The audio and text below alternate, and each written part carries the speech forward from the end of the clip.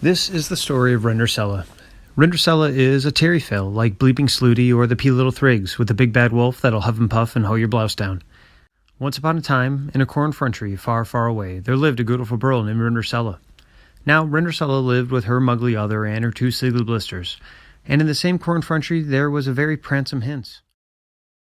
Now, everybody in the corn country was excited because the pransome hince had plans to throw a very pantsy farty. And he'd invited people from miles around, especially the pitch people.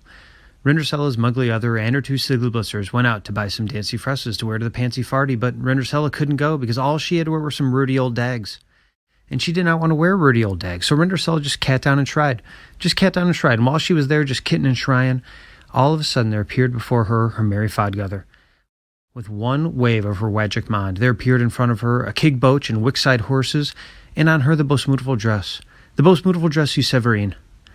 Rindercella could not believe that she was about to go to the pransome hince's pantsy farty.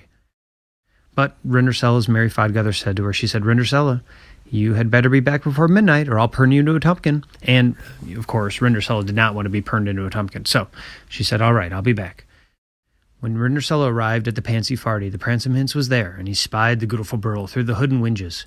He met Rindercella in the fan store, and they danced all night and lull and fuv right there in the fan store. Before either one of them knew what was happening, the mid-clock struck night, and when Rindercella stashed on the dares, when she breached the rodham, she slopped her dripper. The dairy vexnay, the pransome hince went all over the corn country looking for the beautiful burl who'd slopped her dripper the bite before at the pantsy farty. He went from house to house and tried that dripper on every muggly other he could find. Finally, he came to Rindercella's household. He tried it on Rindercella's muggly other, and it fitted it. He tried it on her two siggly blisters, and the same thing. It fitted it. Finally, he tried it on Rindercella, and it fitted it. In fact, it was exactly the sight rise. So they might garried and lived afterly ever happer. And you know what the story of the Maury is, don't you?